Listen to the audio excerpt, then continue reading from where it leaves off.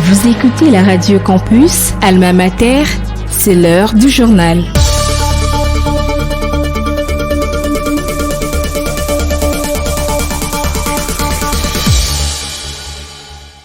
Le point sur l'actualité, mesdames et messieurs, bienvenue sur la 107.6 MHz au sommaire de ce journal. Le président de la République Félix Antoine Tshisekedi Tshilombo séjourne à Luanda où il a été reçu mercredi 26 mars au palais présidentiel par son homologue angolais Joao Lourenço. Vous suivrez les détails dans ce journal. Dans un contexte de consultation pour la formation d'un gouvernement d'union nationale, le conseiller spécial du chef de l'État en matière de sécurité a reçu le 26 mars le ministre du Commerce extérieur Jean-Lucien Boussa, président du regroupement politique Coalition démocrate. Vous suivrez les détails dans ce journal. Les départements de sciences de l'information et de la communication de la faculté des lettres et sciences humaines de l'université de Kinshasa a organisé ce jeudi 27 mars 2025 une activité sur la présentation officielle de son site web et les vernissages du premier numéro de sa revue Les Communicologues. Vous suivrez les détails dans ce journal. À la présentation de ce journal, Lucien Pongwe. Ouvrons ce journal par cette brève. Les comités de gestion de l'université de Kinshasa informent la communauté universitaire et la communauté nationale qu'un faux communiqué faisant état d'une exonération des frais académiques pour les étudiants originaires de l'Est de la République démocratique du Congo circule depuis quelques jours dans les réseaux sociaux. Il tient à signaler qu'aucune décision n'a été prise dans ce sens à l'université de Kinshasa. À cet effet, l'université de Kinshasa met en garde tous ceux qui se livrent dans la manipulation de l'opinion. Il annonce par ailleurs que des enquêtes sont en cours pour rétablir les responsabilités dans cette affaire. Le président de la République démocratique du Congo, Félix Tshisekedi, séjourne à Luanda où il a été reçu mercredi 26 mars au palais présidentiel par son homologue angolais Joao Lourenço. La page officielle de la République d'Angola qui a révélé cette information promet de communiquer incessamment le contenu de ces échanges entre les deux chefs d'État. Notons que cette visite de Félix Tshisekedi intervient quelques jours après que l'Angola ait annoncé sa démission de son rôle de médiateur entre la RDC et le Rwanda conformément au processus de Luanda visant à résoudre la crise sécuritaire dans l'Est de la RDC. Lors du briefing du mercredi 26 mars, Patrick Muyaya, porte-parole du gouvernement, a clarifié la position du gouvernement congolais en déclarant que le propos de Ronny Jackson ne reflète pas la position du gouvernement américain. Cette déclaration vise à dissocier l'administration des commentaires de Jackson, soulignant ainsi la nécessité d'une communication cohérente et officielle de la part des responsables gouvernementaux. On écoute le porte-parole du gouvernement, Patrick Muyaya. Ce qu'il a dit n'engage nullement le gouvernement américain. Nous avons eu à plusieurs reprises des discussions, que ce soit au niveau de la Maison-Blanche ou au niveau du département d'État. Il n'a jamais été question d'aucune manière de penser qu'on pouvait remettre en question ou faire un quelconque débat sur les limites frontalières ou territoriales de la République démocratique du Congo. Pour preuve, regardez, le 27 janvier, je pense, il y a eu un premier appel entre les secrétaires d'État Rubio et le président Tshisekedi. Si vous regardez, on parle dedans de la souveraineté de la RDC et vous avez aussi suivi que le même gouvernement américain a pris des sanctions contre James Kabarebe, qui est ministre d'État au Rwanda, qui est considéré comme l'architecte de la guerre dans l'Est. C'est-à-dire qu'ici, j'ai vu les réactions qui sont évidemment fondées, mais sa position n'engage à rien le gouvernement américain avec qui nous sommes déjà dans des discussions sur des sujets qui sont variés et divers. Alors, dans les commentaires, j'ai aussi vu qu'on parle de minerais dans cette partie Est, mais on vous a déjà démontré ici que la raison pour laquelle on nous fait la guerre dans l'Est, mais c'est parce que nous voulons justement améliorer la gouvernance. Parce que nous voulons justement apporter plus de transparence. Nous n'avons jamais dit que tout était parfait, bien au-delà de la réponse américaine qui a été donnée au niveau de l'ambassade. Donc ces propos n'engagent pas le gouvernement américain. Mais il y a, au-delà de ce que nous disons ce soir, des initiatives qui seront prises dans les sens du congressman ou du parlementaire américain pour lui apporter davantage des informations, pour l'édifier sur la véritable situation dans la République démocratique du Congo, parce que ce que nous vivons actuellement, c'est une agression qu'il faut condamner. Ce que nous vivons actuellement, c'est une catastrophe humanitaire pour laquelle le monde doit donner des réponses. J'aurais bien voulu qu'il y ait des mots qui soient dits aussi pour ces aspects, bien au-delà du constat qu'il a fait et de l'histoire qu'il a malheureusement mal raconté parce qu'il s'est fait malheureusement les relais de ceux qui lisent mal l'histoire et de ceux qui pensent qu'ils peuvent travestir l'histoire pour satisfaire leurs intérêts politiciens. Vous venez de suivre le porte-parole du gouvernement, Patrick Mouyaya. Parlons consultation pour la formation d'un gouvernement d'union nationale. Le conseiller spécial du chef de l'État en matière de sécurité a reçu le 26 mars le ministre du Commerce extérieur Jean-Lucien Boussa, président du regroupement politique Coalition démocrate. Au sorti de cette rencontre, Jean-Lucien Boussa a souligné l'importance d'une représentation équilibrée de toutes les provinces du pays dans le prochain gouvernement, tout en prenant en compte le parti de force sociale véritablement ancré sur le terrain. On l'écoute. Qui vient de répondre à l'appel du président de la République, chef de l'État, appel à la cohésion, appel à l'unité et à l'idée lancée par les présidents de la République de pouvoir, en définitive, au regard du contexte sécuritaire actuel, de pouvoir disposer d'un gouvernement d'union nationale. Et donc là-dessus, nous avons échangé d'abord sur les préalables sur lesquels tout le monde devait être d'accord. Préalables, mais je vais citer quelques-uns. L'affirmation du principe du respect de la Constitution, le respect des institutions établies, président de la République, Parlement, etc. Je veux dire les institutions démocratiquement élues, le principe de l'unité nationale, le principe du respect de l'intangibilité du territoire, de l'intégrité du territoire, les principes de la souveraineté nationale. Tous ces principes ont été de commun accord confirmés comme étant des principes intangibles qui ne peuvent pas changer. Cependant, le contexte actuel permet que nous puissions réfléchir sur des pistes de solutions. Et là-dessus, quelques questions nous ont été posées et des réponses ont été données. Nous avons réaffirmé l'idée sur laquelle ce gouvernement devait être qualifié comme étant un gouvernement d'union nationale qui devait être composé de toutes les forces du pays, y compris l'opposition qui est d'accord de faire partie de ces gouvernements répondant à l'appel du président sur la cohésion nationale par rapport au contexte qui est le nôtre, celui de la guerre. Il a été question aussi de dire comment la Côte voyait la composition du gouvernement. Et nous l'avons dit que le gouvernement devait être représentatif de toutes les forces politiques et sociales à ancrage réel sur terrain. Il doit être représentatif de toutes les provinces du pays. J'ai dit tout à l'heure, il devrait inclure l'opposition politique aussi. Parce que, il faut faire bloc contre l'ennemi commun que nous connaissons tous.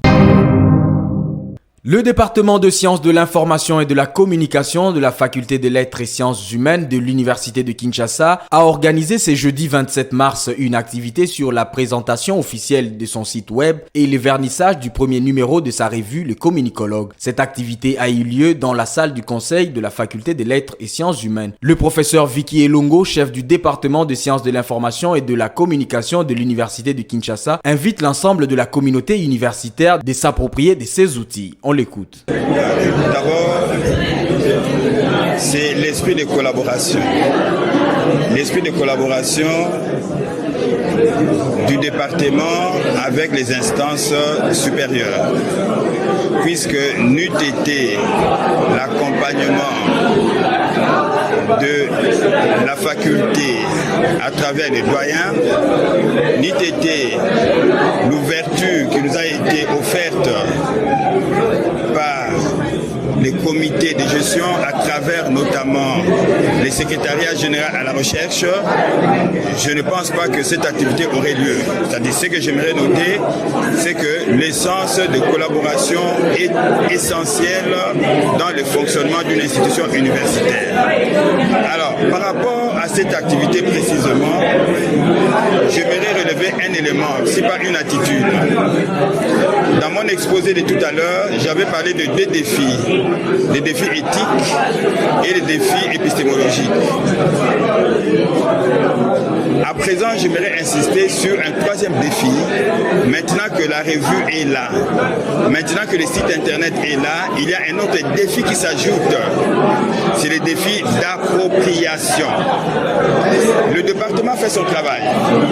Maintenant, c'est aux professeurs, aux étudiants, aux assistants de s'approprier de ces deux outils que le département a mis à leur disposition. Puisque si nos agents ne publient pas, si nos professeurs, nos assistants, nos étudiants ne publient pas dans cette revue, mais la revue ne sera pas opérationnelle. De même, si nos agents ne donnent pas des informations pour nourrir les sites ne seront pas opérationnels. Donc maintenant, nous ferons face, à dater d'aujourd'hui, un autre défi à relever, c'est le défi d'appropriation, auquel nous sommes nous tous invités, par lesquels nous sommes nous tous concernés, nous approprier de cet outil, de ces deux outils pour les faire vivre. Le doyen de la faculté des lettres et sciences humaines, le professeur Eugène Bitende Ntotila, félicite le chef de département pour la matérialisation de ce projet. On l'écoute, le doyen Eugène Bitende.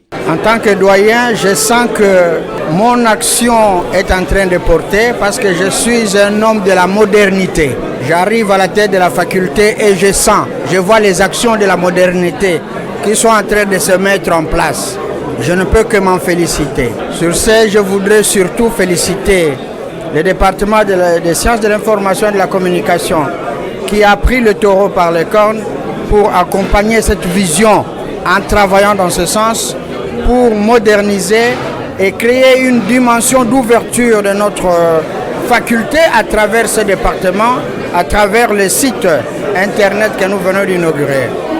En plus de cela, la revue elle permet aussi la visibilité de la faculté et surtout, elle permet que le département des sciences de l'information et de la communication puisse apporter à la faculté une dimension nouvelle, un souffle nouveau qui puisse l'aider à s'ancrer dans la nouvelle dimension, dans la nouvelle dynamique à l'ère du numérique.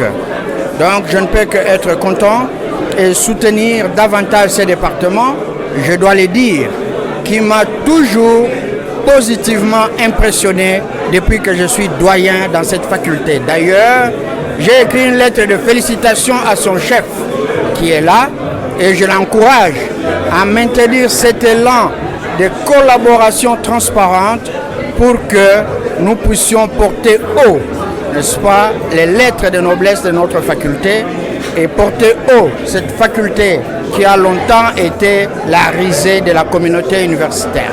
Par ailleurs, les représentants du recteur de l'université de Kinshasa, le professeur Jean-Paul Mbouya Koutoumissa, s'est dit satisfait de cette initiative. On l'écoute. Les impressions du comité de gestion et du recteur de l'université de Kinshasa que je représente sont les meilleures parce qu'il vous souviendra, il y a quelques jours, qu'un classement et du ranking a été rendu public et selon ce classement, l'université de Kinshasa est classée première en RDC et 52e en Afrique.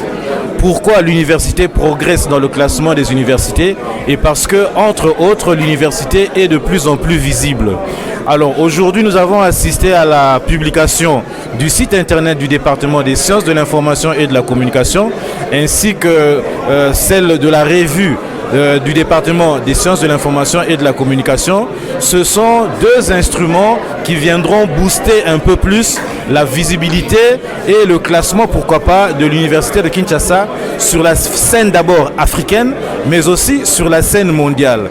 Et donc le comité de gestion est donc satisfait de cette double initiative qui a été prise au niveau du département de communication.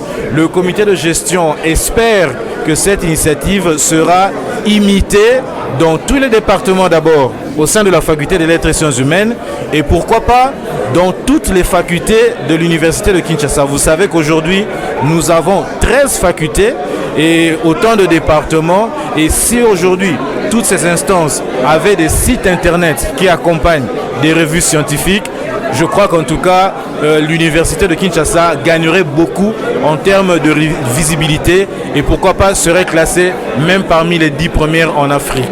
Des propos recueillis par Jonathan Kachama. Bouclons ce journal par le service national qui a lancé sa campagne des récoltes des maïs à Kanyamaka-CC avec une production attendue de 25 000 tonnes pour cette saison, soit une augmentation par rapport aux 16 000 tonnes de l'année précédente. Le lieutenant-général Jean-Pierre Kassongo-Kaboui, commandant du service national, a annoncé une production ambitieuse de 45 000 tonnes pour l'an prochain. On l'écoute. Je l'ai commencé, je n'avais que le grade de major en 2002. Ça fait 23 ans et je suis dans l'agriculture. J'aime ça. Vous ne pouvez pas réussir là où vous n'aimez pas. J'ai la passion, je veux rester en brousse, je veux être dans ma moissonneuse batteuse, que d'être sur Avenue Ngouma ou dans l'embouteillage. On est à 5 000 hectares et nous sommes en train de projeter d'avoir une production de plus ou moins 25 000 tonnes de maïs. Si vous comparez à la production d'il y a 5-6 ans, c'était 1000 tonnes. Donc c'est un accroissement de 2500%. Avec une projection de 45 000 tonnes l'année prochaine. Donc un accroissement de 4500%.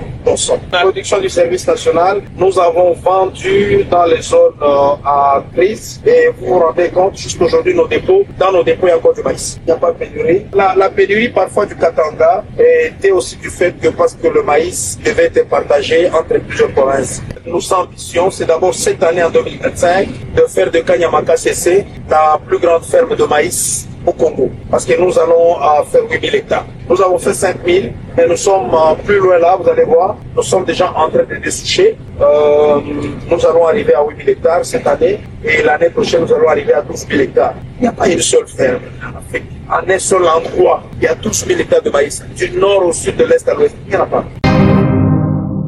Vous l'avez certainement compris, c'est la fin de ce journal, mais avant de nous séparer, je vous rappelle le principal titre. Le président de la République Félix Tshisekedi séjourne à Luanda où il a été reçu mercredi 26 mars au palais présidentiel par son homologue angolais Joao Lourenço. Vous avez suivi les détails dans ce journal. Dans le contexte de consultation pour la formation d'un gouvernement d'union nationale, le conseiller spécial du chef de l'État en matière de sécurité a reçu le 26 mars le ministre du Commerce extérieur Jean-Lucien Boussa, président du regroupement politique Coalition démocrate. Vous avez suivi les détails dans ce journal. Le département de sciences de l'information et de la communication de la faculté des lettres et sciences humaines de l'université de Kinshasa a organisé ce jeudi 27 mars une activité sur la présentation officielle de son site web et les vernissages du premier numéro de sa revue Le Communicologue. Cette activité a eu lieu dans la salle du conseil de la faculté des lettres et sciences humaines. Vous avez suivi les détails dans ce journal. Concours rédactionnel Jean-Paul Mbouya Koutoumissa, Jonathan Kachama, Emmanuel Boutella était à la réalisation, à la technique, Sylvain Chizungu, Tishi Kabula sous la supervision de Lixen Kinounou. L'actualité reste en continu sur la 107.6 MHz et sur notre site internet www.unikin.ac.cd.